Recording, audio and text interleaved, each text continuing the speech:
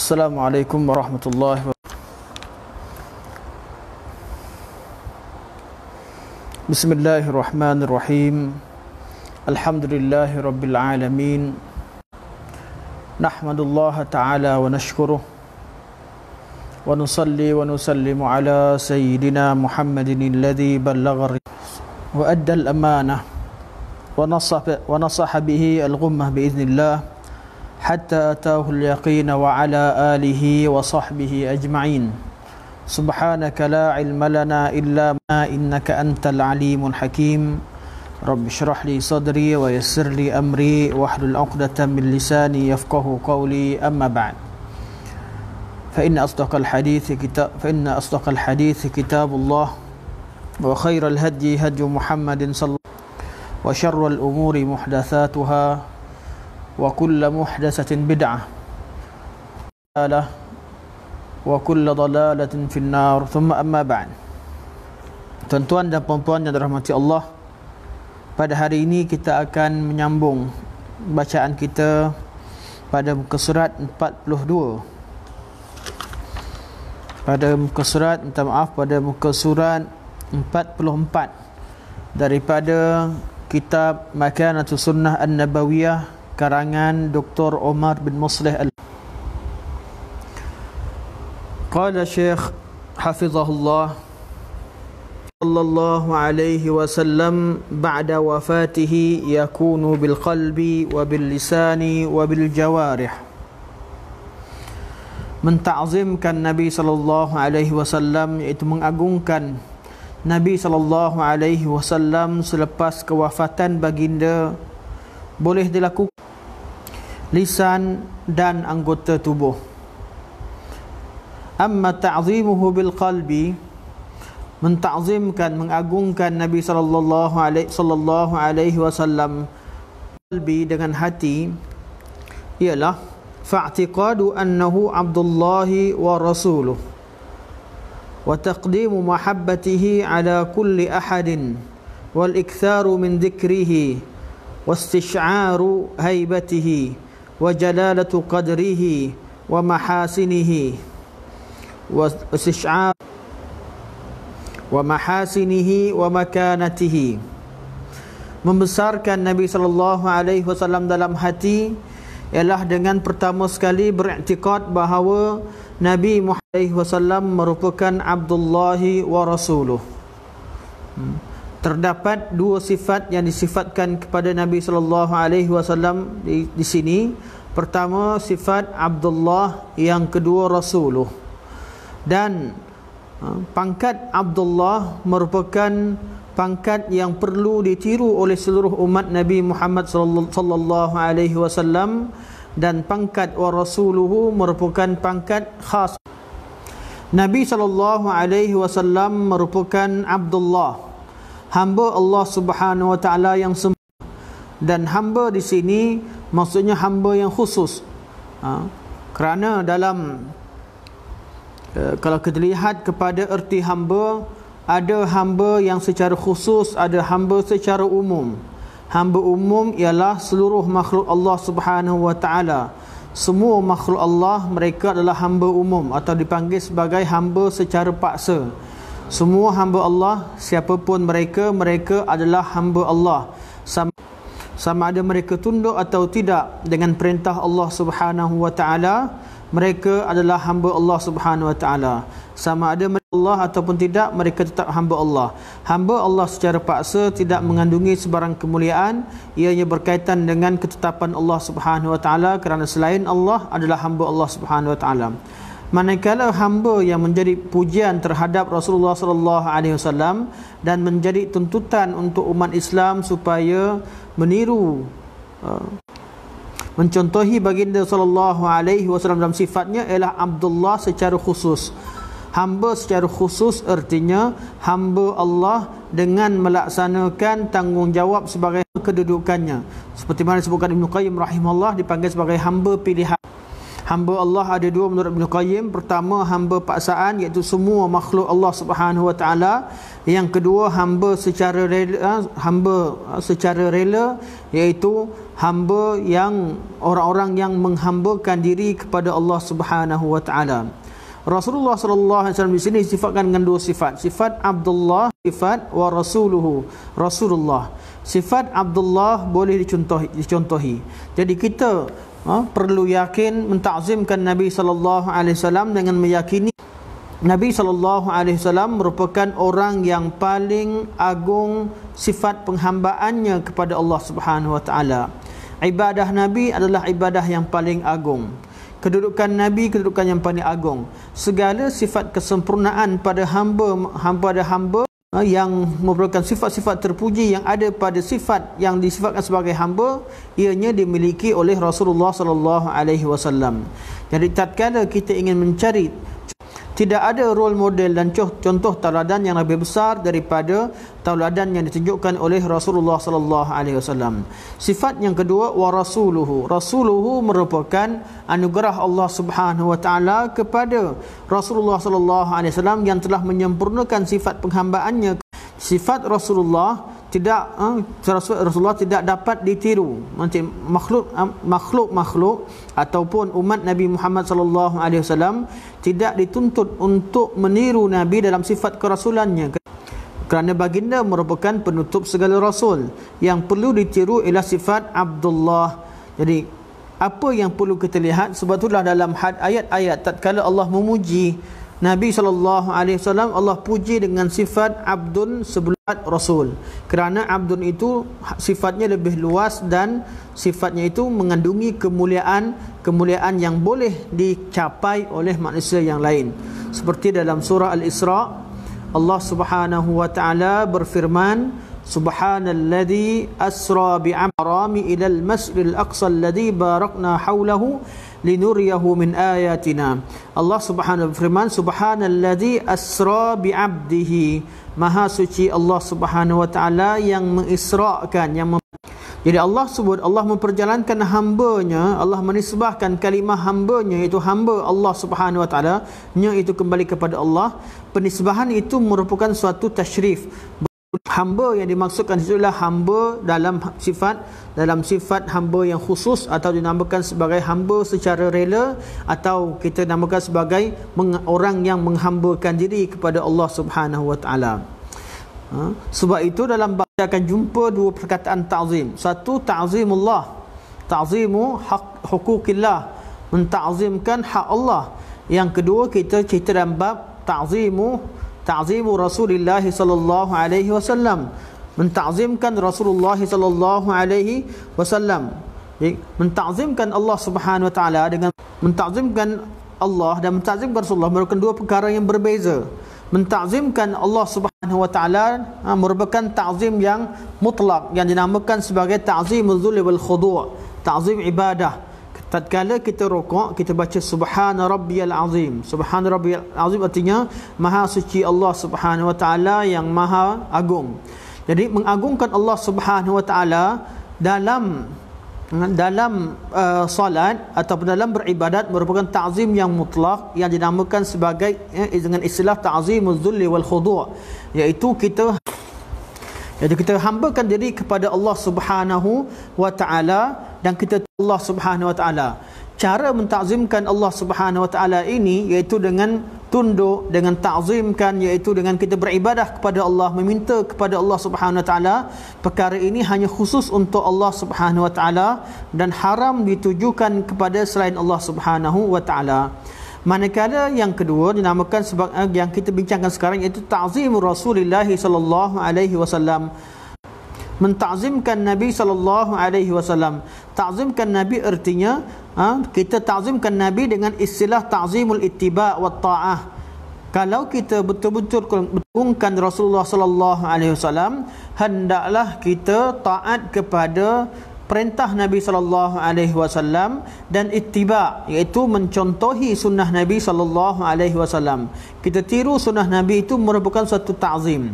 Apabila ada manusia yang mentazimkan Nabi sallallahu alaihi wasallam dengan melebihi kedudukannya, Dengan cara dia mentakzimkan Allah Subhanahu Wa Taala, di situ akan berlakunya syirik. Contohnya ada orang yang meletakkan nama kepada anak mereka dengan nama Abdul Nabi. Kita dapati dalam masyarakat mereka secara tidak sengaja, niat asal mereka adalah untuk mentakzimkan Nabi SAW, namun merupakan suatu kesilapan tatkala menamakan anak mereka dengan Abdul Nabi, iaitu hamba kepada Nabi SAW. Sifat ta'zim yang ta'zimul ibadah yang boleh dikatakan hamba hanya ditujukan kepada Allah Subhanahu Wa Taala. Jadi tatkala kita mentakzimkan Allah, kita menjadi hamba Allah dengan sebenar-benarnya. Tatkala kita mentakzimkan Rasulullah, kita menjadi pengikut Nabi Muhammad sallallahu alaihi wasallam. Bukan kita menyembah atau meminta kepada Rasulullah ataupun kita beristighasah dengan Rasulullah. Cara itu merupakan cara yang haram kerana ianya hanya khusus kepada Allah Subhanahu Wa Taala. Sama-sama makna ta'zim namun berbeza dari haknya. Hak Allah untuk disembah, hak Rasulullah untuk diikuti. Jadi cara kita bagaimana mentakzimkan Nabi sallallahu alaihi wasallam dalam hati, hendaklah kita meyakini bahawa Nabi Muhammad sallallahu alaihi wasallam adalah hamba Allah yang paling sempurna, dan yang kedua, Nabi sallallahu orang yang dipilih oleh Allah Subhanahu Wa Taala untuk menjadi rasul, sebagai seorang rasul. Wa taqdimu mahabbatihi ala kulli. Kita cara mentakzimkan, mengagungkan Nabi sallallahu alaihi wasallam ialah dengan mendahulukan cinta Nabi ke atas segala cinta. Wal iktsaru min zikrihi, dan kita banyak mengingati Nabi sallallahu alaihi wasallam. Perkataan zikir di sini bererti mengingati dengan hati, kerana tajuk yang dibincangkan di sini adalah ta'zimu bil qalbi. Oleh itu, sebahagian daripada orang tatkala mereka membincangkan bahawa zikir itu membawanya sebagai ingatan, maka mereka tidak hiraukan dengan lisan. Sebenarnya zikir berlaku dengan hati, zikir berlaku dengan lisan, zikir, anggota. Zikir hati ialah ingatan kita kepada Nabi sallallahu alaihi wasallam. Yang kedua, ta'zimul zikrul lisan, zikir Nabi dengan lisan ialah kita berselawat kepada Nabi sallallahu alaihi wasallam, atau sentiasa menyebutkan sunnah Nabi sallallahu alaihi wasallam itu dengan lidah. Jadi bagaimana apabila ada orang berzikir dengan lisan, kemudian mereka berselawat dengan lisan, dengan selawat-selawat yang kadang-kadang pujiannya itu tidak layak ataupun mengangkat Nabi daripada kedudukannya, puji Nabi dengan lisan, kemudian dengan alasan bahawa hati mencintai Nabi. Tidak, dalam bab ini Syekh menerangkan bahawa ada 3 part yang berbeza. Hati hendaklah membesarkan Nabi sallallahu alaihi wasallam, lisan juga memuji Rasulullah selayaknya seperti mana kedudukan Nabi sallallahu alaihi wasallam. Wal istish'aru haibatihi, dan perasaan haibah, hendaklah merasa gerun ketika berdepan dengan sunnah Nabi sallallahu alaihi wasallam. Apabila orang bercerita, ada orang membacakan hadis di depan kita, hendaklah kita dengar dengan hati, sediakan hati kita untuk dengar dengan sebenar-benarnya, tidak mengambil lewa ataupun sambil lewa terhadap apa yang dibacakan. Sebab apa? Sebab sifat ta'zim. Apabila kita mendengar kelas-kelas hadis Nabi SAW, tidak sepatutnya kita dengar dalam keadaan sambil lewa. Apabila ada majlis-majlis yang membacakan hadis Nabi SAW dan membacakan sabda-sabdanya, maka hendaklah kita duduk dengar kerana adanya sifat ta'zim, iaitu membesarkan sunnah Nabi SAW wa makanatihi. Ini dalam bab mentakzimkan Nabi dengan hati. Cara yang kedua, bagaimana cara kita mengagungkan Nabi sallallahu alaihi wasallam, kata Syekh, ta'zimuhu bil lisan, mentakzimkan Nabi sallallahu alaihi wasallam dengan lidah kita. Fa bi tsana'i alaihi bima huwa ahluhu min ghairi ghuluwin wala taqsirin wa nashri salati wassalami alaihi wa bi khassatin 'inda dzikrihi. Cara yang kedua, kita mentakzimkan Nabi dengan lidah kita. Macam mana? Wa bi tsana'i alaihi taqsirin. Caranya ialah dengan memuji Nabi sallallahu alaihi wasallam dengan sifat yang selayaknya, seperti yang dituntut, tanpa melampau ataupun tanpa taksir, tanpa cuai. Kita dalam memuji, dalam membesarkan Nabi sallallahu alaihi wasallam, hendaklah kita sentiasa memuji Nabi sallallahu alaihi wasallam, puji dengan sebenar-benarnya, seperti yang seperti kedudukan yang sebenarnya yang diberikan oleh Allah Subhanahu wa taala terhadap Rasulullah. Sekiranya manusia mengetahui kedudukan Nabi sallallahu alaihi wasallam dengan sebenar-benarnya dan mereka cukuplah kedudukan Nabi seperti mana seadanya itu merupakan kedudukan yang paling tinggi dalam di kalangan makhluk. Nabi adalah penghulu seluruh makhluk. Kedudukan Nabi itu meletakkan Nabi sebagai manusia yang terbaik ataupun makhluk yang terbaik. Tidak perlu kita mengangkat kedudukan Nabi SAW melebihi kedudukannya. Kerana kaedah umum, siapa sahaja yang mendakwa atau memuji seseorang, orang yang memuji seseorang melebihi kedudukannya, hakikatnya dia tidak memuji, namun dia seolah-olah menghina. Contohnya apabila kita memanggil kawan kita yang berpangkat, merupakan rakyat yang seperti biasa, tidak mempunyai sebarang pangkat, kita panggil dia sebagai datuk. Dalam situasi atau konteks kita mendakwa sesuatu yang tidak dimiliki oleh dirinya. Namun dalam keadaan gurauan untuk kawan-kawan itu kita keluarkan daripada konteks. Konteks kita ialah yang bukan merupakan sifat sebenar seseorang. Tatkala seseorang memuji Nabi sallallahu alaihi wasallam dengan sesuatu yang tidak menjadi sifat Nabi sallallahu alaihi wasallam, iaitu dengan meletakkan sifat ketuhanan kepada Nabi sallallahu alaihi wasallam, itu merupakan bukan suatu bentuk membesarkan Nabi, kerana hakikatnya dia telah melawan dengan perintah Nabi sallallahu alaihi wasallam dan dia telah melakukan maksiat kepada Allah Subhanahu wa taala. Selain daripada memuji Nabi sallallahu alaihi wasallam, yang kedua ialah nashru sunnatihi wa nashri sunnatihi, dan menyebarkan sunnah Nabi sallallahu alaihi wasallam. Kita ke mana-mana sekalipun, dalam tiap-tiap hari kita perlu adanya sunnah Nabi yang kita sebarkan, yang kita ajarkan, sama ada secara langsung ataupun secara online ataupun dalam status, ataupun tatkala kita berjumpa dengan sahabat handai dan sebagainya. Perkara yang perlu kita tekankan ialah adanya sunnah Nabi yang kita sebarkan, yang kita ajarkan. Itu merupakan cara kita mentazimkan dengan lisan, iaitu menyebarkan sunnah Nabi SAW dengan selawat dan salam ke atas Nabi SAW. Seperti mana yang kita sebutkan sebelum ini, selawat dan salam artinya tatkala kita berselawat kepada Nabi perlu diikuti dengan wassalam, iaitu kita baca Allahumma salli wa sallim ala Muhammad, salli wa sallim, sallallahu alaihi wasallam, salla dan salam. Kenapa kita tambahkan taslim? Kerana Allah Subhanahu wa taala memerintahkan dalam Al-Quranul Karim, ya ayyuhalladzina amanu sallu alaihi wa sallimu, iaitu selawatlah kepada Nabi sallallahu alaihi wasallam, dan sallimu, iaitu selawat membacakan doa, iaitu mintalah kebaikan untuk Nabi sallallahu alaihi wasallam, minta supaya Allah turunkan kebaikan kepada Nabi sallallahu alaihi wasallam, dan minta kesejahteraan ke atas Nabi sallallahu alaihi wasallam. Wa bi khasatin 'inda zikrihi, dan khasnya tatkala disebutkan nama Nabi sallallahu alaihi wasallam.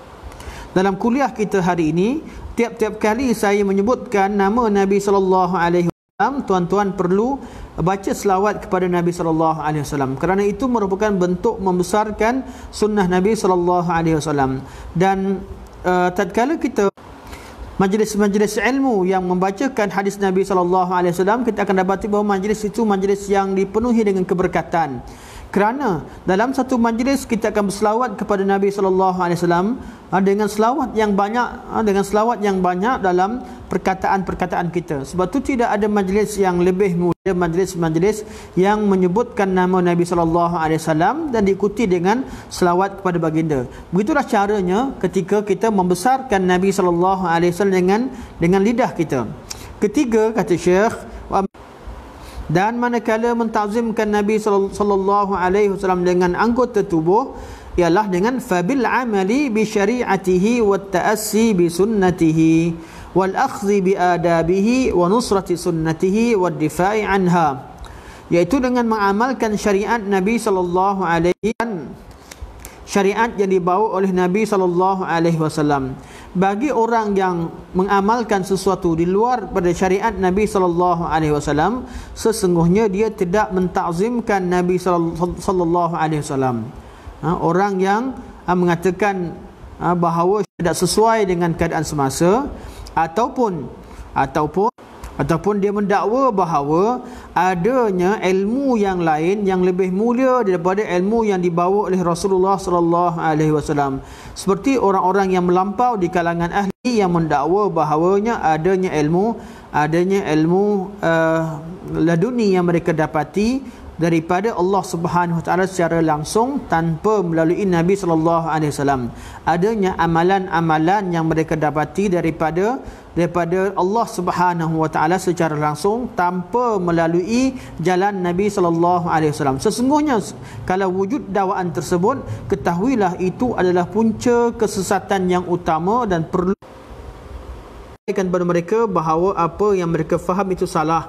Kerana ramai di kalangan masyarakat tatkala mereka cuba mendekatkan diri kepada Allah Subhanahu Wa Taala, kadang-kadang mereka tersalah pilih kawan.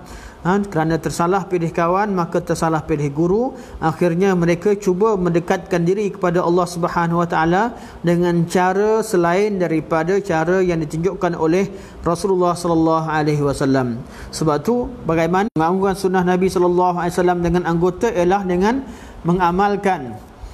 mengamalkan syariat Nabi sallallahu alaihi wasallam dan mengikuti sunnah baginda sallallahu alaihi wasallam. Wal akhdhu bi adabihi, dan kita mengambil segala adab-adab yang diajarkan oleh Nabi sallallahu alaihi wasallam, dan kita mempertahankan sunnah Nabi sallallahu alaihi wasallam. Ada komen daripada Angka Raja bahawa lain tak smooth. Saya minta maaf di atas sesuatu yang tak mampu kita kawal. Dia lain tidak berapa smooth, tapi yang pentingnya majlis kita faham. Saya tatkala bila nampak tercatat try reconnect dan sebagainya, saya akan berhenti sekejap kalau saya perasan, kemudian saya akan sambung semula sebelum line terputus. Harapnya walaupun kelas kita tidak kadang-kadang lainnya tidak baik ataupun kurang baik, kita tetap hadir mendengar majlis-majlis ilmu, kerana majlis ini majlis banyak menyebutkan nama Nabi sallallahu alaihi wasallam. Walaupun kadang kita tak dapat ilmu yang baru daripada satu majlis tertentu, namun kehadiran kita dalam satu majlis dalam keadaan kita menghormati majlis tersebut, dan majlis lebih-lebih lagi majlis tersebut menyebutkan nama Nabi, dan kita mengetahui sedikit sebanyak daripada perkara yang memberikan peringatan kita terhadap hak Nabi sallallahu alaihi wasallam, itu merupakan satu perkara yang sangat baik untuk kita ambil perhatian. Terima kasih di atas komen. InsyaAllah semoga Allah mudahkan kuliah kita, dan akan dapat Allah mudahkan dengan memberikan hadis ini berjalan dengan lancar insyaAllah. Wabil jumlati fata'zimun nafi' huwa, kata Syekh, secara kesimpulannya ta'zim yang memberi manfaat kepada seorang hamba ialah membenarkan segala kata-kata Nabi sallallahu alaihi wasallam, mentaati segala arahan Nabi sallallahu alaihi wasallam, meninggalkan segala larangan-larangan baginda sallallahu alaihi wasallam, dan kita tidak menyembah Allah Subhanahu wa taala kecuali apa yang disyariatkan oleh Rasulullah sallallahu alaihi wasallam. Ya, berkata Syekhul Islam Ibn Taimiyah rahimahullah, ba'dan asyara li qissati 'anil Imam Malik zakaraha al-Qadhi al-Iyad, selepas beliau membicarakan tentang setelah beliau menyebutkan tentang kisah Imam Malik radhiyallahu an yang diceritakan oleh Al-Qadhi bin Iyad.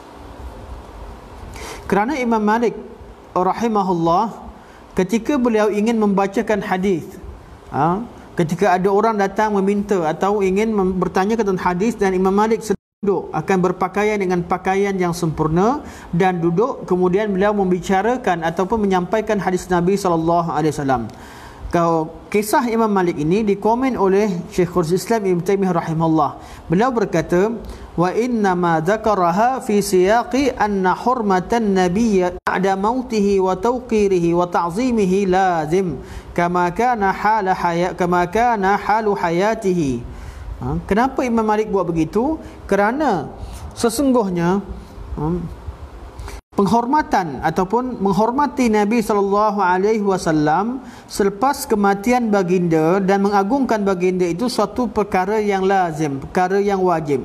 Kama kana halu hayatihi, sebagaimana keadaan Nabi masih hidup.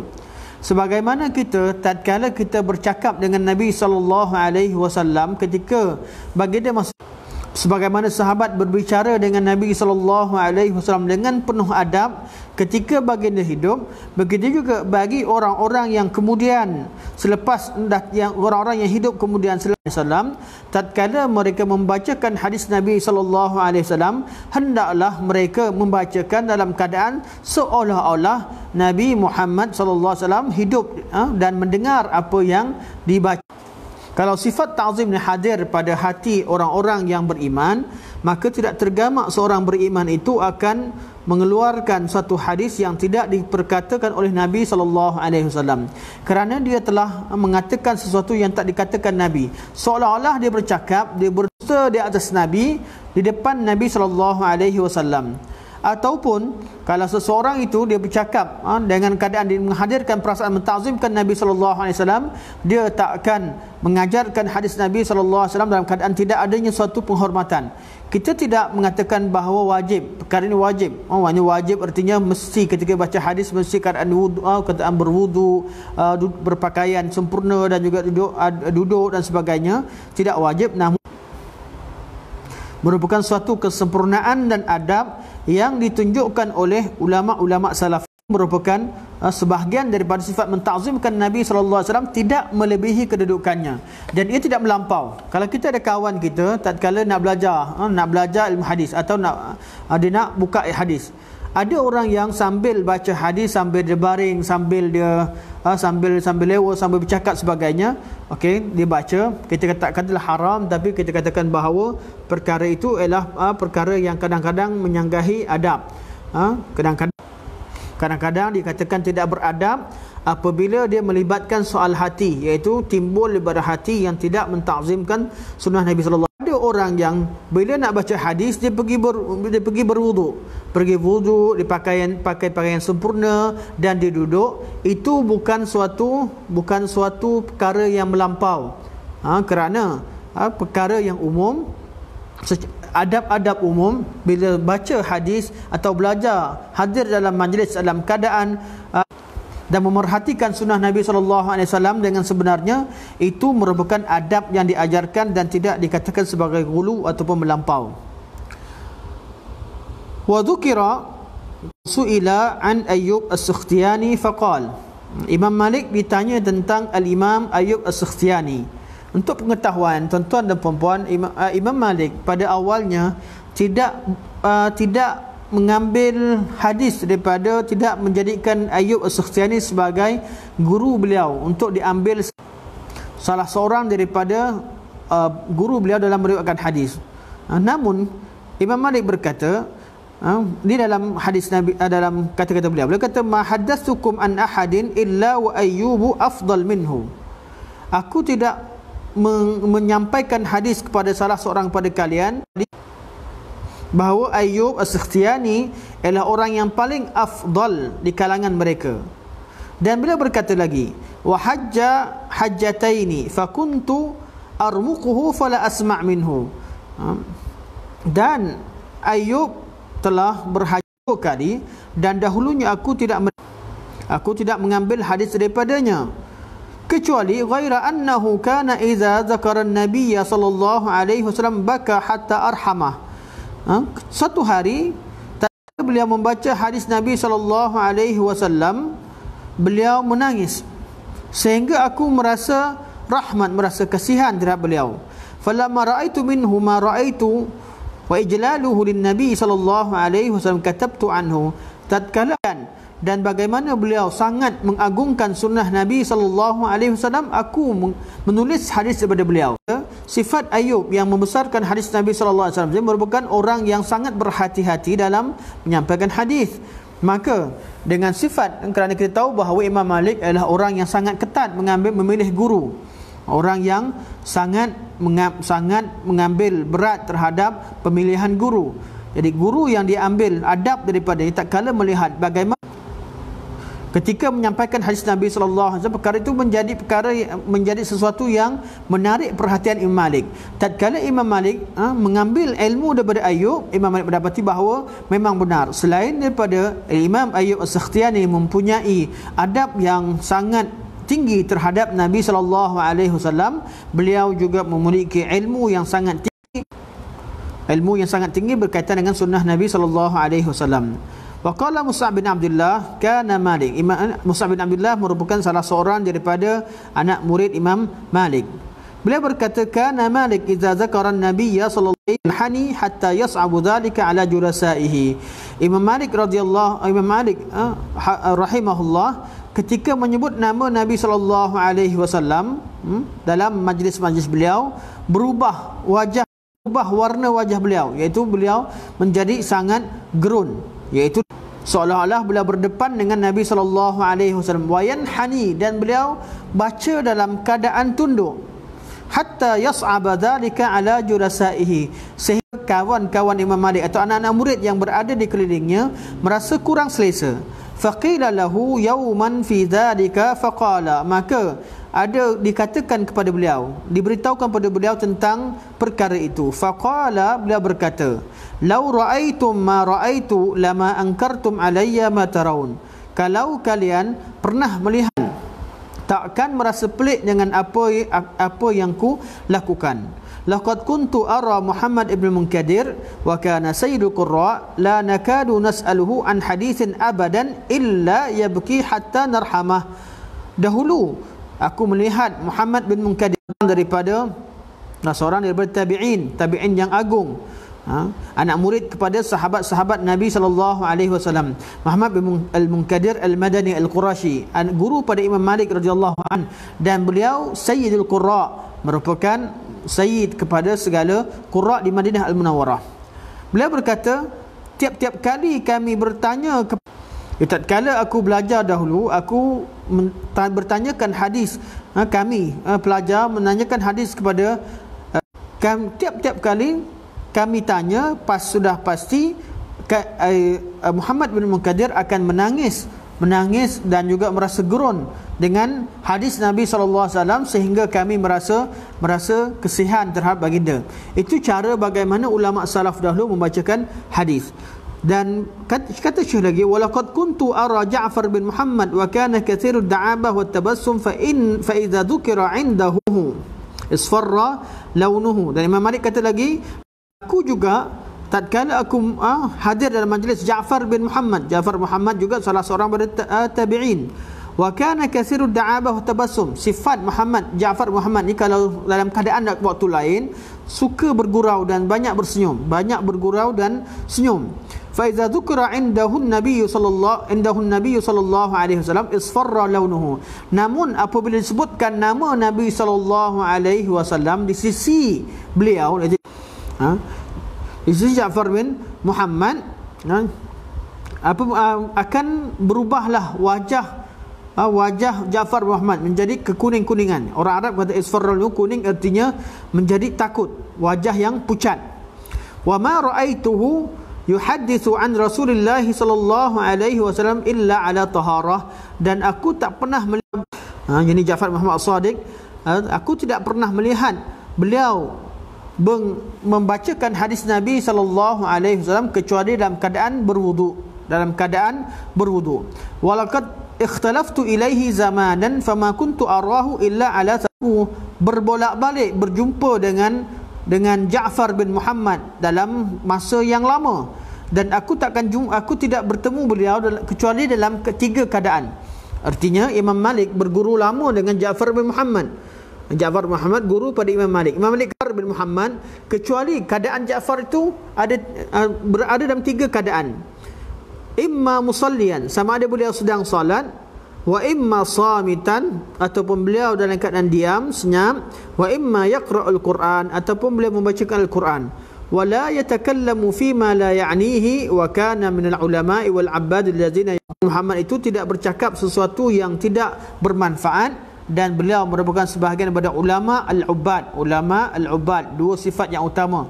Ada orang yang alim namun tidak banyak mengamalkan ilmu. Mereka alim namun tidak banyak beribadah. Suatu kelebihan yang Allah berikan kepada sebahagian daripada orang, mereka mempunyai ilmu yang tinggi walaupun kadang-kadang ibadah mereka tidak sehebat dengan sebahagian daripada orang biasa. Sebahagian orang lain Allah berikan mereka mudah untuk beribadah, mudah ke masjid, mudah bangun malam, mudah menangis, mudah baca Al-Quran. Namun mereka di kalangan orang-orang awam yang tidak banyak mengetahui sunnah Nabi SAW. Namun Ja'far bin Muhammad merupakan di kalangan ulama dan ubbad. Beliau seorang alim dan seorang yang ubbad, iaitu orang-orang yang beribadah kepada abbad, seorang yang abbad iaitu beribadah kepada Allah Subhanahu wa taala. Kemudian beliau berkata lagi, walaqad Qasim yazkurun Nabi sallallahu alaihi wasallam fayunzara ila launihi ka'annahu nazifa minhu dam wa qad jaffa lisanuhu fi famihi haibatan li Rasulillah sallallahu alaihi wasallam.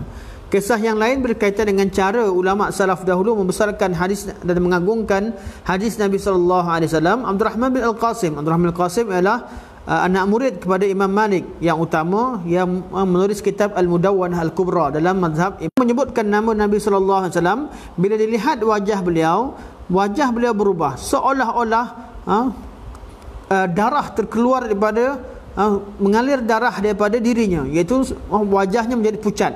Wa jaffa lisanahu fi famihi, dan seolah-olah lidahnya menjadi kelu, menjadi kering, kerana sangat merasa hebat, merasa gerun dengan Nabi sallallahu alaihi wasallam. Walaqad kuntu ati Amir bin Abdullah bin Az-Zubair, dan aku pernah hadir dalam majlis Amir bin Abdullah bin Az-Zubair, seorang tabi'in. Fa idza dzukira 'inda an-nabi sallallahu alaihi wasallam baka hatta la yabqa fi majlis Amir bin Abdullah bin Az-Zubair. Apabila disebutkan Nabi sallallahu alaihi wasallam sisinya, dia akan menangis sehingga tidak berbaki air mata tidak berbaki air mata, sehingga habis air matanya. Begitulah lafaz yang digunakan.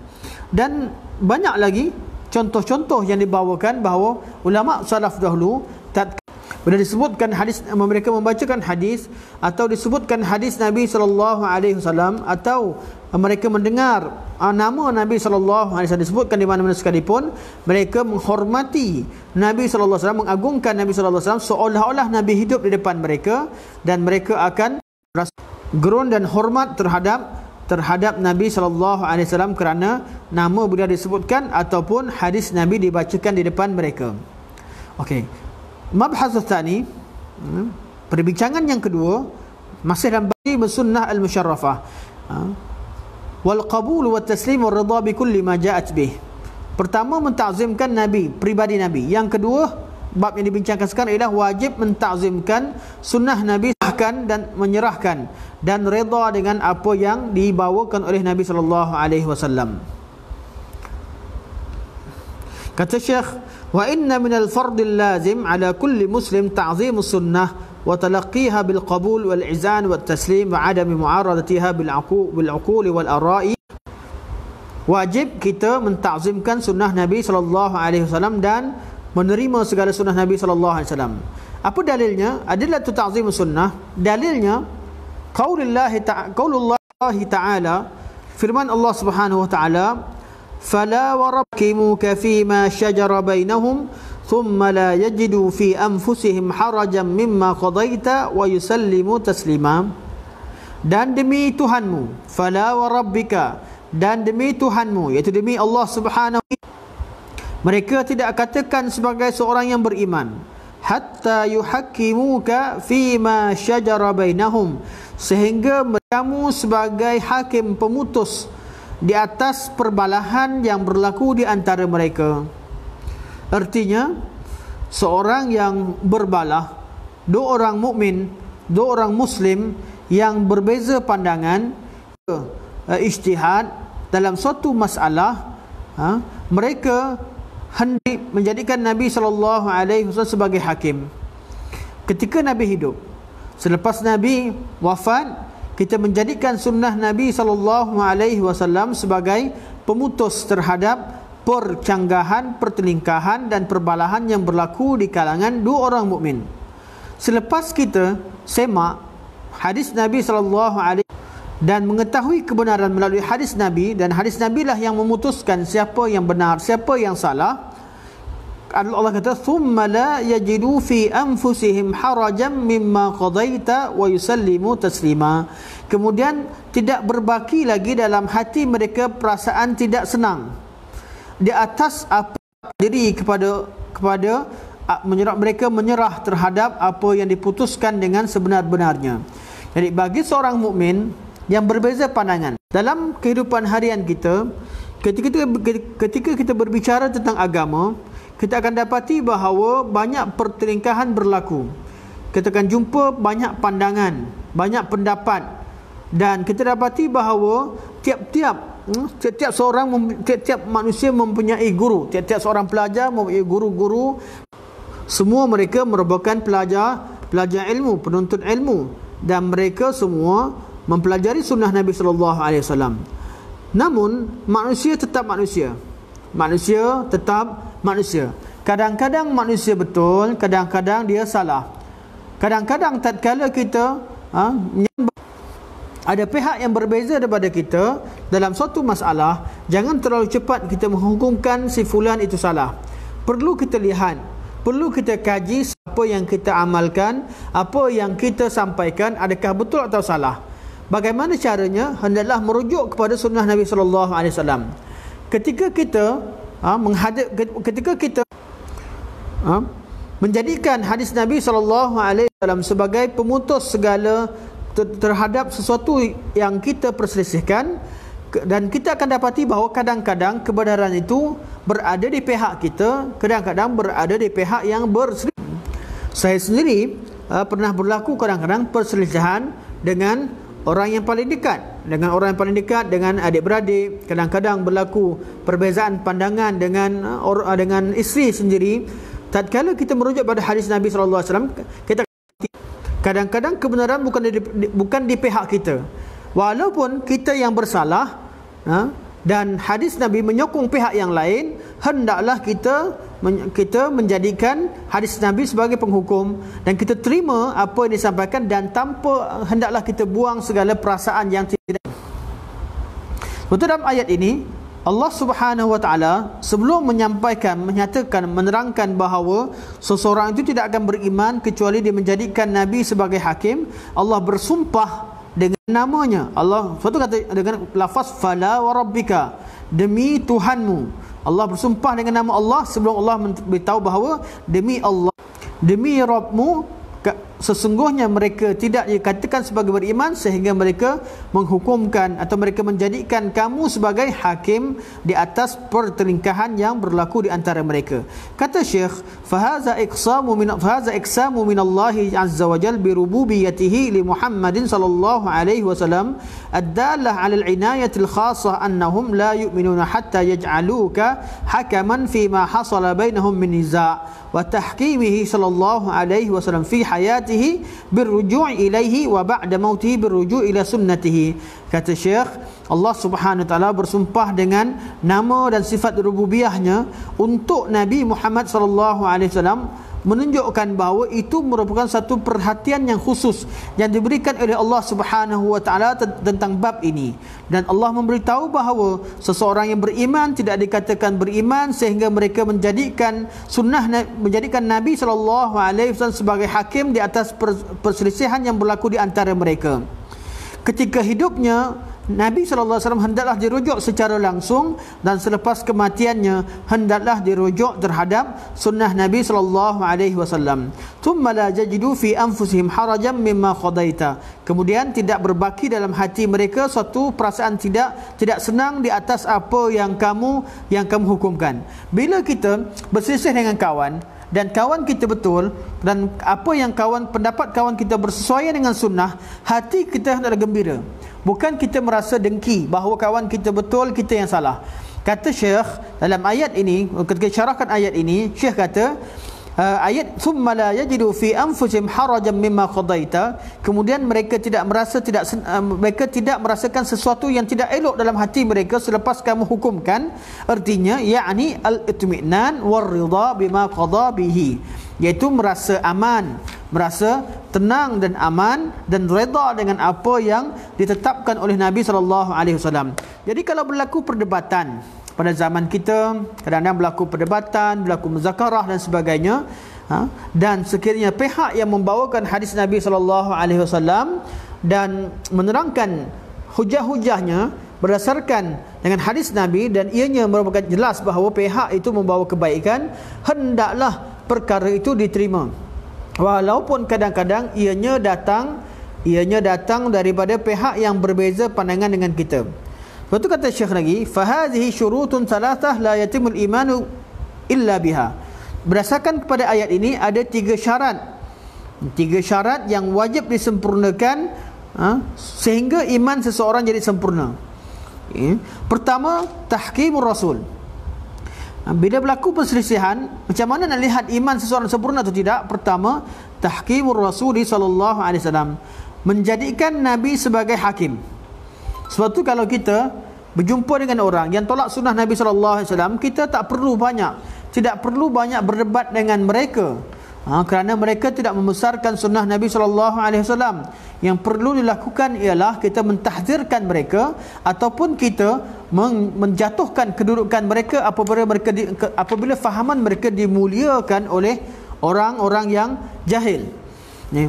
Kita boleh berbincang dengan siapa? Dengan orang yang setuju menjadikan sunnah Nabi SAW sebagai pemutus. Sebab itu perbezaan kita dengan mazhab sesama Islam akan selesai apabila dijadikan Nabi SAW sebagai pemutus. Apabila kedua-dua pihak bersetuju menjadikan Nabi dan sunnah Nabi SAW sebagai pemutus bicara. Apabila ada orang yang tidak menerima sunnah Nabi, sama ada secara lisan dia mengatakan begitu ataupun secara hakikatnya dia tidak menerima sunnah Nabi. Contohnya kita berbeza dengan Syiah. Dia tidak mengatakan dia tolak sunnah Nabi, namun mereka mengkafirkan sahabat-sahabat Rasulullah sallallahu alaihi wasallam. Tatkala mereka telah mengkafirkan sahabat Nabi sallallahu alaihi wasallam, dan sahabat Nabi lah yang membawa semua hadis Nabi SAW, maka sebenarnya mereka telah menolak sunnah Nabi SAW. Sebab tu kita akan dapati bahawa dalam kitab-kitab Syiah, kata-kata imam-imam mereka lebih banyak berbanding dengan kata-kata Rasulullah. Kerana pada mereka, sunnah pada pandangan mereka bukan sahaja kata-kata Nabi, malah juga kata-kata imam-imam mereka dijadikan sebagai kata-kata yang maksum. Sebab itu tidak sampai sejak pada zaman dahulu sampai sekarang, usaha untuk mendekatkan antara kaum Syiah dengan sunnah itu tidak berjaya. Kerana apa? Kerana kaum Syiah itu tidak menjadikan sunnah Nabi SAW sebagai pemutus bicara. Dan dengan semua orang, bila kita keluarkan hadis mereka tak terima, maka tidak perlu kita banyak bicara dengan mereka. Sebelum kita berbicara, sebelum kita berbincang, sebelum berdialog, sebelum kita melakukan proses seterusnya untuk berbincang, hendaklah syarat pertama, hendaklah kita menjadikan sunnah Nabi SAW sebagai pemutus bicara. Yang kedua, syarat keimanan yang kedua dalam ayat ini, Allah kata selepas nak ukur iman kita sempurna atau tidak, selepas diketahui sunnah Nabi SAW dengan sebenarnya, hendaklah dilihat pada hati seseorang, adakah dia merasa selesa atau tidak selesa dengan sunnah Nabi SAW. Contohnya dalam satu masalah kita berbeza dengan kawan kita, kita berbeza dengan kawan kita. Contohnya dalam soal pakai jubah Nabi sunnah ataupun bukan, sebagai contoh. Atau serban, sunnah Nabi ataupun bukan. Perlu pada perbincangan mendapati bahawa sunnah Nabi SAW, ya, Nabi memakai serban, Nabi juga memakai jubah, dan itu merupakan sunnah. Dan sunnah itu merupakan sunnah yang sunnah hay'ah, sunnah cara pemakaian Nabi, sabit dengan cara bahawa itu pakaian Nabi sebab pakaian Nabi sebagai seorang Arab. Jadi sunnah tadi, orang yang memakai serban, orang yang memakai jubah, cara pemakaian itu sudah pasti lebih dekat dan lebih dekat dengan sunnah berbanding dengan orang tidak memakainya. Walaupun bukan suatu perkara yang wajib untuk memakai atau dikatakan sebagai suatu masalah agama yang besar yang perlu diberikan titik berat, namun kita sebagai orang yang mempelajari sunnah Nabi SAW perlu akur bahawa pakaian sunnah Nabi, pakaian dengan jubah itu adalah pakaian yang lebih sempurna berbanding dengan pakaian selain daripada berjubah atau berserban. Walaupun perkara ini kadang-kadang bukanlah perkara yang sangat besar yang perlu ditekankan, dan kita tidak melampau sehingga menjadikan jubah itu sebagai seolah-olah itu sunnah yang paling utama. Tidak, kita katakan itu sebagai sunnah Jibril Nabi sallallahu alaihi wasallam, sunnah hai'ah Nabi sallallahu alaihi wasallam sebagai seorang Arab pakai jubah dan pakai berserban ketika itu. Dan Nabi tidak pernah menyuruh sahabatnya untuk dan juga menyuruh umatnya untuk berserban ataupun berjubah. Kalau ada sekalipun hadis, semuanya hadis yang lemah, maka kita katakan bahawa walaupun Nabi tak suruh, namun Nabi memakainya. Dan cara pemakaian itu, kalau kita pakai dengan niat untuk mengagungkan pakaian Nabi SAW, dengan niat cinta terhadap Nabi SAW, itu satu perkara yang mulia. Maka tatkala bagi orang yang tidak memakai jubah, orang yang tidak berpakaian, tidak memakai serban dengan cara tertentu, mereka tatkala berdepan dengan orang pakai serban, walaupun orang yang memakai serban tadi ada kesalahan yang lain yang mereka lakukan, kita katakan bahawa pemakaian itu betul. Apa yang dipakai sesuai dengan pakaian Nabi itu lebih dekat dengan sunnah Nabi SAW, walaupun sunnahnya bukanlah sunnah yang dalam agama, tapi merupakan sunnah hai'ah yang merupakan salah satu daripada tanda cinta dan juga tanda mengagungkan pakaian Nabi SAW. Sebab itu tidak pertama sekali kita menjadikan Nabi SAW, sunnah Nabi sebagai hakim. Yang kedua, hendaklah kita redha dengan ketetapan yang ditetapkan oleh Nabi SAW. Kalau Nabi hukumkan suatu perkara sebagai wajib, kita pun katakan wajib. Kalau kita tengok kepada sunnah Nabi SAW, dapati bahawa perkara itu Nabi pernah tinggalkan dan itu merupakan suatu perkara yang tidak wajib, kita katakan dia sunat. Itulah apa yang diputuskan berdasarkan bersunnah Nabi, itulah jadi ikutan kita. Itulah menjadi kita redha dengannya. Jadi bagi orang yang tidak, contoh tadi, orang yang tidak berserban dan tidak memakai jubah sebagainya, mereka perlu akur bahawa orang yang pakai serban dan jubah, pakaian mereka pada asalnya lebih dekat berbanding dengan pakaian yang lain. Ini sebagai contoh. Kadang-kadang kita tak selesa, ada sebahagian daripada ahli bid'ah tertentu, mereka dengan berserban dan juga berjubah, mereka melakukan perkara yang tidak layak, melakukan perkara khurafat, melakukan syirik dan sebagainya. Malah perkara yang boleh dikatakan sejatuh pada syirik, pada setengah keadaan, secara perbuatannya, bukan pada orangnya. Walaupun kita tidak setuju dengan apa yang dilakukan, namun perkara yang benar perlu kita nyatakan. Kadang-kadang contoh pakaian berkopiah ataupun tidak berkopiah, sudah pasti berkopiah itu lebih sempurna berbanding dengan tidak berkopiah, walaupun hukumnya bukanlah suatu tuntutan yang berat. Malah ia tidak pernah disuruh, cuma ianya lebih dekat kerana pakaian demikian itu pernah Nabi SAW suka menutup rambutnya. Ketiga, wa ayyusallima tasliman taman, iaitu menyerahkan selepas hati kita serahkan, redha dengan ketetapan yang ditetapkan oleh Nabi. Yang ketiga, kita menyerahkan urusan itu kepada sunnah Nabi sallallahu alaihi wasallam. Bukan saja hati kita redha, malah dari segi ketaatan kita, dari segi perbuatan kita juga akur terhadap apa yang telah ditetapkan oleh Nabi sallallahu alaihi wasallam. Firman Allah Subhanahu wa taala, innama kana qaulal mu'minina idza du'u ila Allah wa rasulih liyahkuma bainahum ay yaqulu sami'na wa ata'na wa ulaika humul muflihun. Dan sesungguhnya jawapan seorang mukmin apabila mereka diajak untuk menjadikan Allah dan Rasulnya untuk menghukum atau menjadi hakim di atas perbalahan yang berlaku di antara mereka, hendaklah mereka mengucapkan kalimah sami'na wa ata'na, kami dengar dan kami taat. Wa ulaika humul muflihun, dan mereka lah orang-orang yang berjaya, orang-orang yang muflih. Jadi nak berjaya, hendaklah kita sentiasa mengucapkan kalimah sami'na wa ata'na tatkala kita mendengar hadis Nabi sallallahu alaihi wasallam dan mendengar ayat Al-Quran dan hadis Nabi sallallahu alaihi wasallam. Kerana itulah dia pemutus segala pertelingkahan yang berlaku. Contoh yang lain, dalam adat masyarakat kita akan dapati sebahagian daripada adat-adat itu adanya perbezaan pandangan ulama. Kita sering dengar tentang kenduri arwah sebagai contoh. Adakah ianya sunnah ataupun tidak? Kita perlu rujuk bahawa masalah kenduri yang dilakukan itu merupakan tajuk bab adab atau bab memuliakan tetamu ataupun dalam bab agama. Sekiranya adanya kenduri yang dilakukan bukan sebab kenduri arwah, dibuat kerana memuliakan tetamu, memberi makan kepada tetamu dan bersedekah, memberi makan kepada orang yang memerlukan, atau memberi hadiah kepada orang-orang yang memang tidak memerlukan namun untuk mengikramkan mereka, iaitu memuliakan mereka, kita katakan majlis itu majlis yang mulia, iaitu majlis yang semata-mata untuk memberi makan dan membelanja kawan-kawan tertentu.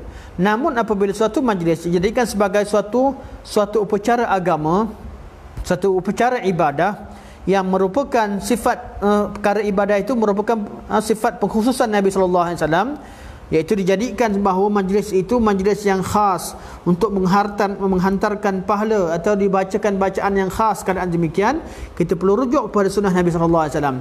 Sekiranya perkara itu pernah dilakukan oleh Nabi sallallahu alaihi wasallam, maka kita perlu akur bahawa perkara itu dilakukan. Namun sekiranya tidak didapati perkara itu dilakukan oleh Nabi, sedangkan ia merupakan perkara ibadah, dan ibadah itu tidak akan kita dapati kecuali melalui sunnah Nabi sallallahu alaihi wasallam, maka kita perlu berkata sami'na wa ata'na. Kita dengar dan kita taat. Walaupun perkara itu walaupun kita melakukan perkara tersebut. Dan malah bagi orang-orang yang dahulunya melakukan amalan-amalan tertentu, banyak amalan yang tinggalkan bukan kerana malas, namun kerana menjadikan sunnah Nabi sallallahu alaihi wasallam sebagai pemutus bicara, dan mereka mengatakan sami'na wa ata'na, kami dengar dan kami taat. Sebab itu bagi orang yang mengatakan bahawa perkara itu disyariatkan, mereka perlu membawakan ayat Al-Quran atau hadis Nabi sallallahu alaihi wasallam yang menerangkan tentang perkara demikian. Dan ibadah-ibadah khusus tidak sabit dengan dalil umum. Artinya kalau kita nak buat satu ibadah yang khusus, tak boleh kita hanya bawakan hadis sedekah. Bagi orang yang mengadakan majlis yang khusus berkaitan dengan perkara-perkara tertentu, perkara-perkara ibadah tertentu, tidak boleh dijadikan dalil sedekah itu sebagai dalil, kerana perkara demikian itu melebihi bab sedekah, melangkaui hukum sedekah. Apa yang dilakukan itu melebihi majlis sedekah. Wa qaulullah ta'ala, dan firman Allah Subhanahu wa ta'ala lagi, la taj'alu du'a ar-rasuli bainakum ka du'a'i ba'dikum ba'dha qad ya'lamu Allahu alladhina yatasallaluna minkum liwadha falyahdharil ladzina yukhalifuna an amrihi an tusibahum fitnatun aw yusibahum adzabun alim. Jangan kamu jadikan seruan Nabi sallallahu alaihi wasallam antara kalian itu seperti mana seruan kalian sesama kalian. Allah Subhanahu wa ta'ala mengetahui bahawa sebahagian daripada kalian, itu kaum munafik, mereka itu curi keluar daripada di kalangan kamu, iaitu dalam perang Uhud ada yang cuba keluar daripada saf peperangan. Mereka cuba lari, melepaskan diri daripada mengikuti peperangan, liwatan, untuk mencari perlindungan dengan kawan-kawan mereka. Allah kata falyahzaril ladzina yukhalifuna an amrihi, hendaklah kamu berjaga-jaga dengan orang-orang yang menyalahi perintahnya, perintah Nabi sallallahu alaihi wasallam. Apa dia? Antusibahum fitnah. Berjaga-jaga dengan mereka kerana mereka akan ditimpakan dengan fitnah, au yusibahum azabun alim, atau mereka akan ditimpa dengan azab yang pedih. وهذا تحذير للذين يخالفوا عن أمره ويرغبون عنه أن تصيبهم فتنة أو يصيبهم عذاب أليم. قال الإمام أحمد berkata, أتدري ما الفتنة؟ الفتنة الشرك. Imam Ahmad berkata, bila ayat ini cerita tentang bagi orang yang menyalahi sunnah Nabi SAW, cuba lari daripada sunnah Nabi SAW masa Nabi hidup, apa yang Nabi perintahkan mereka tak ikut. Nabi suruh ikut pergi perang, mereka cuba lari. Masa Nabi SAW wafat, Nabi suruh satu perkara, mereka cuba lari dan tidak mengingkari sunnah Nabi SAW. Apa yang berlaku? Allah sebut ayat ini akan ditimpa dengan fitnah. Kata Imam Ahmad, apa itu fitnah?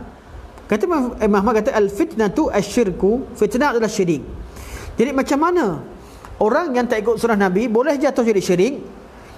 Kata Imam Ahmad, la'allahu idza radda ba'da qawlihi ay yaqa'a fi qalbihi syai'un min az-zayri fayahlik.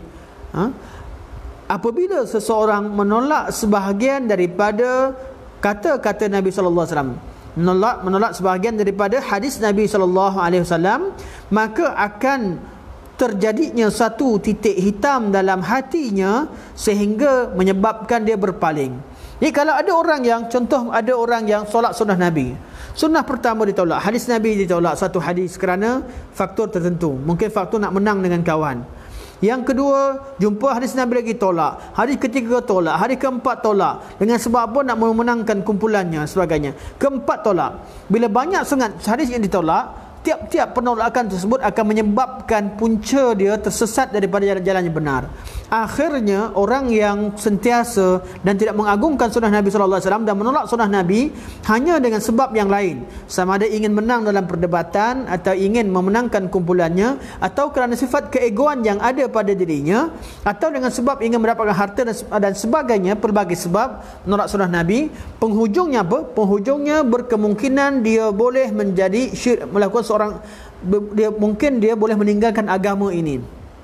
Sebab tu kalau ada orang yang murtad, contoh orang murtad beragama, bukan bererti dia proses murtad itu berlaku tiba-tiba, tidak. Takkan kita jumpa seorang Muslim walaupun dia seorang peminum arak, seorang penzina, kita suruh dia murtad begitu saja, tidak. Puncanya kenapa? Puncanya mereka tatkala mereka tolak sunnah Nabi sallallahu alaihi wasallam, tatkala diberitahu satu perkara mereka tolak dan mereka tidak bertaubat daripadanya. Kita pun sebagai manusia biasa, kadang-kadang kita cuai terhadap satu sunnah. Namun kecuaian kita perlu diikuti dengan taubat, perlu diikuti dengan istighfar, agar kesalahan kita tadi diampunkan oleh Allah Subhanahu Wa Taala dan kita akan berubah dan menjadi hamba yang lebih elok selepas daripada kesalahan tersebut. Namun bagi orang yang tidak bertaubat dan dia ego dengan kedudukannya, satu amalan dia buat, tidak ada petunjuk Nabi SAW, didatangkan hujah, orang bercakap dengan dia dan dia tahu bahawa dia salah, namun tetap dia kekal dengan apa yang dia amalkan. Sunnah yang kedua ditinggalkan, kemudian dia tetap kekal, tidak ego, tidak ikut pada teguran manusia dan sebagainya. Satu persatu sunnah ditinggalkan, dikhawatiri akan berlakunya apa? Akhirnya dia meninggalkan agama Allah Subhanahu wa taala. Firman Allah Subhanahu wa taala, "Wa ma kana lil mu'minin wala mu'minatin idza qadallahu wa rasuluhu amran ay yakuna lahumul khiyaratu min amrihim wa may ya'sillaha wa rasulahu faqad dhalla dhalalan mubina." Tidak patut bagi seorang mukmin lelaki atau seorang mukmin perempuan ketika Allah Subhanahu wa taala dan rasulnya telah memutuskan suatu perkara, dia masih lagi mencari pilihan yang lain daripada pilihan tersebut. Kalau dah jumpa kalam Allah dan jumpa kalam Rasulullah dan memahami makna dengan benar, tak patut dicari kalam yang lain untuk memutuskan bicara. Kerana perkara demikian itu merupakan satu maksiat terhadap Allah dan terhadap Rasulullah sallallahu alaihi wasallam. Dan Allah berfirman, "Wa may ya'sillaha wa rasulahu faqad dhalla dhalalan mubina." Dan barang siapa yang melakukan maksiat kepada Allah dan Rasulnya, maka dia telah tersesat dengan kesesatan yang nyata. Izinkan saya habiskan pada sampai pada hujung muka surat. Fala yaliqu bimu'min wala mu'minatin idza qadallahu wa rasuluhu amran ay yakuna lahumul khiyaratu min amrihim, ay al-khiyar hal yaf'alunahu aw la. Apa erti tidak patut bagi seorang mukmin apabila Allah Subhanahu wa taala telah memutuskan satu perkara, ataupun apabila Allah dan Rasulnya telah memutuskan satu perkara, dia mencari satu pilihan. Pilihan apa kata Syekh? Iaitu pilih untuk buat ataupun tidak. Kalau kita tahu bahawa hukum wajib untuk zakat, Kita tak ada buat pilihan dah, aku perlu zakat atau tidak. Kalau tahu bahawa harta kita cukup nisab, sebagai contoh, kita mempunyai harta yang cukup nisab dan kita kira memang cukup haul 1 tahun, hukumnya wajib, maka tak perlu berbincang dengan siapa-siapa, tak perlu kita fikir lama macam mana nak keluarkan zakat. Hendaklah kita keluarkan segera. Cari amil yang dibenarkan atau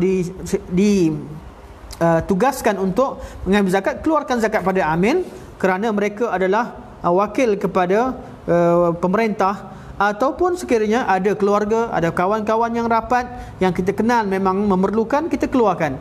Yang penting tatkala tiba perintah Allah dan Rasulnya, hendaklah kita buat apa yang diperintahkan tanpa kita berikan pilihan untuk buat atau tidak apa yang diputuskan oleh Rasulullah, dan ataupun diputuskan oleh Allah Subhanahu wa taala. Tidak ada pilihan.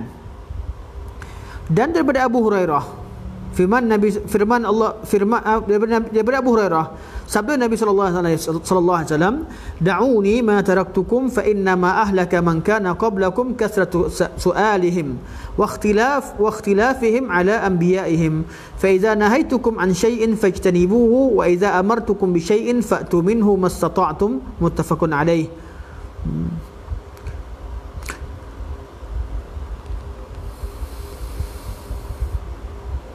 Tinggalkan, ikutilah apa yang telah aku tinggalkan kepada kalian. Sesungguhnya telah binasalah orang-orang di kalangan kalian kerana banyaknya soalan mereka terhadap Nabi mereka, iaitu tatkala mereka telah memahami perintah Nabi mereka salawatullahi alaihim, mereka banyak bertanya lagi, iaitu tidak mengamalkan langsung. Wa ikhtilafum ala anbiya'ihim, dan mereka berselisih, iaitu cuba mencari alasan untuk tidak mentaati nabi-nabi mereka. Maka Nabi kata, jangan ikut mereka. Fa iza nahaitukum an syai'in fajtanibuhu, kalau aku larang kalian satu benda, maka jauhilah perkara tersebut. Ini formula sangat penting. Fa iza nahaitukum an syai'in fajtanibuhu, bila aku larang satu perkara, jauhi dia. Kerana bab larangan tidak ada istilah mampu tak mampu, bab tegahan. Contohnya kalau kita, Nabi SAW larang kita daripada melakukan maksiat. Tinggalkan maksiat adalah satu perkara yang mampu dilakukan oleh semua orang. Mampu dilakukan oleh semua orang. Perkara meninggalkan, iaitu tidak melakukan, caranya ialah menahan diri daripada melakukan perkara yang dilarang. Sebab tu tidak diletakkan kemampuan di sana. Fa idza nahaitukum an syai'in fajtanibuhu, apabila aku larang kalian daripada buat sesuatu, hendaklah kalian jauhi perkara tersebut. Wa idza amartukum bi syai'in, dan tatkala aku perintahkan pada kalian dengan suatu perintah, fa'tu minhu mastata'tum, hendaklah kalian buat perintah tersebut ikut kemampuan kalian. Dalam melakukan perintah, ianya berkaitan dengan kemampuan. Nabi SAW perintahkan kita untuk solat. Solat yang kita mampu lakukan ikut kemampuan.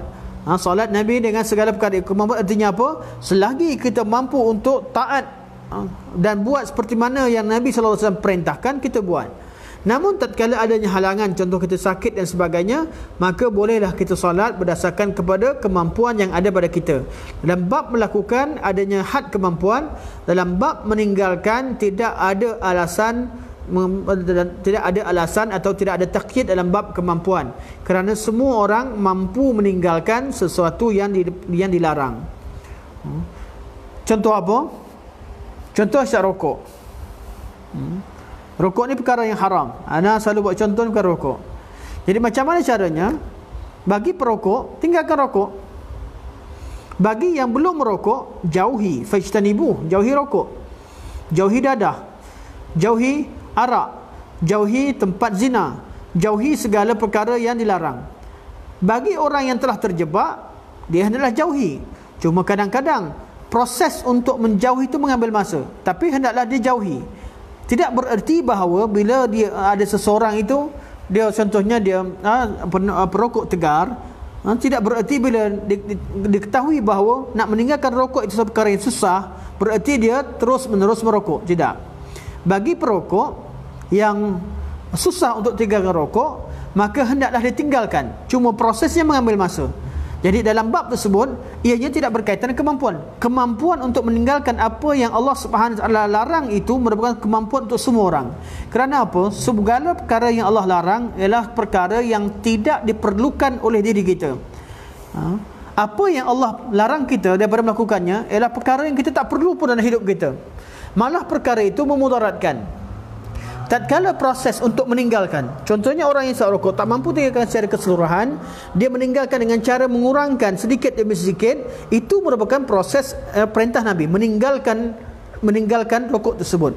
Kerana sebahagian daripada keadaan, sebahagian daripada jenis perkara tertentu yang melibatkan kecanduan, yang perlukan pada masa, asalkan dia tidak kekal dalam keadaan bermaksiat. Orang yang mengurangkan dos rokok bukan bererti dia kurangkan sampai seumur hidup sehingga dia tak tinggalkan. Tidak. Cita-citanya hendaklah dia meninggalkan secara keseluruhannya. Malah kalau dia mampu untuk meninggalkannya secara total, maka wajib baginya tinggal secara total sekiranya tidak disertai dengan mudarat. Okey. Terakhir, berkaitan dengan hadis Abu Hurairah radhiyallahu anhu. Beliau berkata, qal lamma nazalat ala Rasulillah sallallahu alaihi wasallam lillahi ma fis samawati wa ma fil ard wa in tubdu ma fi anfusikum aw tukhfuhu yuhasibukum bihillah. Tatkala turun ayat Allah Subhanahu wa taala memiliki segala yang di langit-langit dan di bumi. Sekiranya kalian menzahirkan apa yang ada dalam hati kalian atau kalian menyembunyikan apa yang ada dalam hati kalian, Allah akan mengambil kira perkara tersebut.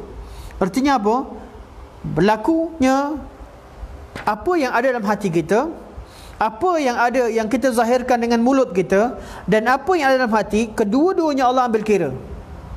Kita kadang-kadang kita tak mengumpat, tapi hati kita mula berkata-kata, mula mengatakan sesuatu kepada orang tertentu. Jadi bila turun ayat begini, sahabat kata, Abu Hurairah berkata, ishtadda dzalika ala ashabi Rasulillah sallallahu alaihi wasallam. Sahabat-sahabat merasa berat. Fa'tau Rasulullah sallallahu alaihi wasallam, thumma baraku ala rakbi faqalu. Mereka datang jumpa Nabi sallallahu alaihi wasallam, dan mereka jumpa Nabi tatkala Nabi sedang berada di atas untanya. Faqalu, mereka berkata, ay Rasulullah sallallahu alaihi wasallam, kullifna min al-a'mali ma nutiq, as-salatu wal jihadu was siyamu was sadaqatu, wa qad unzilat alaika hadhihi al-ayah wa la nutiquha. Mereka berkata, wahai Rasulullah sallallahu alaihi wasallam, kami dibebankan atau kami diberikan taklif untuk melakukan amalan-amalan yang memang mampu kami lakukan. Ini bab-bab amalan. Apa dia? As-salah, jihad, puasa, sedekah. Kata sahabat, ayat semua perkara yang kami mampu buat. Namun waqad unzilat alaika hadhihi al-ayah wa la nutiquha.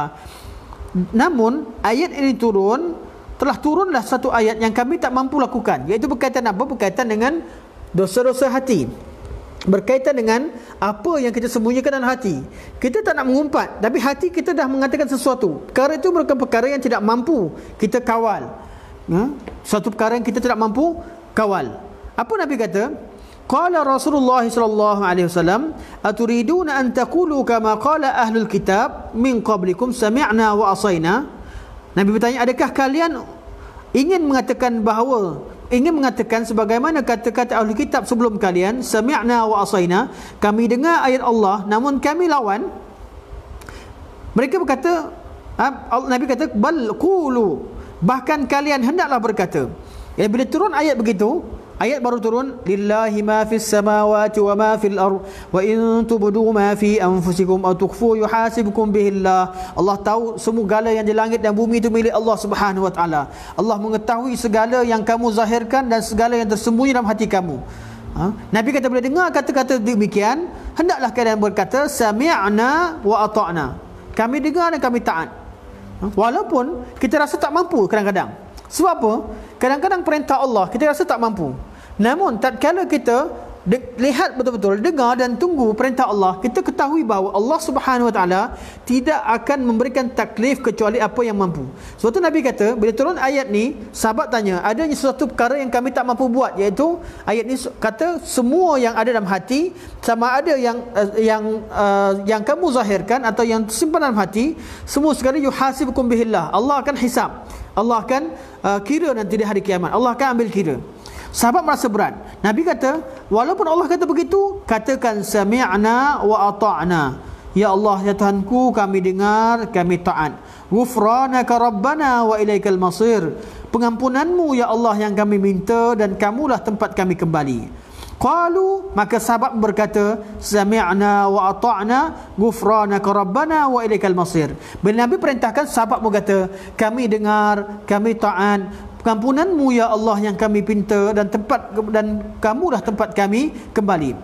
Falamma iqtara'a al-qaumu wa zallat biha alsinatuhum anzalallahu ta'ala. Tatkala sahabat baca ayat tadi dan lidah mereka sebut dan juga sebut dan biasakan dengan kalimah sami'na wa ata'na tadi, sehingga akhir ayat sami'na wa ata'na ghufranaka rabbana wa ilaikal masir, Allah kata Abu Hurairah, anzalallahu ta'ala amanar rasulu bima unzila ilaihi min rabbih wal mu'minun. Allah turunkan ayat, rasul dan orang-orang beriman telah beriman dengan apa yang diturunkan oleh Allah Subhanahu, yang diturunkan daripada Allah Subhanahu wa taala. Kullun, semua mereka, amana billahi, telah beriman dengan Allah, wa malaikatihi wa kutubihi wa rusulihi, la nufarriqu baina ahadin min rusulihi, wa qalu sami'na wa ata'na ghufranaka rabbana wa ilaikal masir. Allah kata semua orang-orang beriman kepada Allah, kepada malaikat, beriman pada kitab, beriman kepada rasul-rasul. Mereka berkata, kami tidak bezakan antara salah seorang rasul dengan rasul yang lain dalam beriman, dan mereka berkata sami'na wa ata'na ghufranaka rabbana wa ilaikal masir. Allah puji perbuatan mereka setelah mereka beriman dan redha dengan apa yang Allah Subhanahu wa taala turunkan, iaitu dengan kata sami'na wa ata'na. Falamma fa'alu zalika, tatkala sahabat-sahabat telah taat kepada Allah Subhanahu wa taala, nasakhahallahu taala, Allah menasahkan ayat yang pertama, iaitu ayat apa? Ayat berkaitan dengan apa yang ada dalam hati. Fa anzalallahu azza wa jal, maka Allah turunkan ayat, la yukallifullahu nafsan illa wus'aha. Allah Subhanahu wa taala tidak akan mentaklifkan, tidak akan membebankan seseorang dengan sesuatu kecuali sesuatu yang dia mampu. Laha ma kasabat wa 'alaiha maktasabat. Dia akan dapat pahala di atas usaha baik yang dilakukan, dan dia akan berdosa di atas apa yang dilakukan daripada perkara yang buruk. Rabbana la tu'akhizna in nasina aw akhtana. Mereka berdoa, ya Allah, ya Tuhan kami, jangan kamu mengambil kesalahan kami sekiranya kami terlupa atau kami tersilap. Allah berkata, na'am, ya, aku lakukan. Iaitu Allah terima doa tersebut. Rabbana, doa mereka lagi, Rabbana wala tahmil alaina isran kama hamaltahu ala allazina min qablina. Ya Allah, ya Tuhan kami, jangan kamu turunkan, jangan kamu hancurkan kami sebagaimana kamu lakukan terhadap orang-orang sebelum kami. Qala na'am, Allah kata, ya. Rabbana wala tuhammilna ma la taqata lana bih. Ya Allah, ya Tuhanku, jangan kamu bebankan kami dengan sesuatu yang kami tak mampu menanggungnya. Qala na'am, Allah kata na'am. Wa'fu anna waghfir lana warhamna. Berikanlah afiah pada kami, berikanlah maghfirah pada kami, berikanlah rahmat pada kami. Anta maulana, kamulah maula kepada kami, pelindung kami. Fansurna 'alal qaumil kafirin, maka tolonglah kami ke atas orang-orang kufur. Qala na'am, Allah berkata na'am. Rawahu Muslim, hadis riwayat Muslim. Jadi tatkala kita redha dengan sunnah Nabi SAW, redha dengan kalamullah, redha dengan agama Allah, Allah itu maha adil, Allah tidak berlaku zalim. Allah Subhanahu wa taala akan memudahkan segala-galanya, seperti mana yang berlaku pada sahabat-sahabat tadi. Mereka tatkala berasa berat dan kemudian mereka mengucapkan kalimah sami'na wa ata'na ghufranaka rabbana wa ilaikal masir, Allah turunkan ayat-ayat yang memudahkan urusan mereka selepas itu, dan ayat-ayat yang menunjukkan rahmat Allah, bahawa Allah Subhanahu wa taala itu Tuhan yang maha pengampun, Tuhan yang maha mengasihani. InsyaAllah sekadar ini kita sampai di sini. Pada minggu depan insyaAllah kita akan sambungkan sedikit berkaitan dengan bab bab ta'zim Nabi sallallahu alaihi wasallam, dalam bab ta'rif dan juga dalam bab bagaimana konteks, beberapa konteks cara untuk mentazimkan Nabi sallallahu alaihi wasallam. Saya akan baca secara ringkas tajuk-tajuk sehingga kita akan habiskan tajuk ini lebih awal insya-Allah. Untuk minggu depan saya akan cuba habiskan sampai habis pada tajuk ta'zim Nabi sallallahu alaihi wasallam insya-Allah. Sekiranya ada soalan, saya akan buka sedikit tengok apa yang ada di komen tuan-tuan.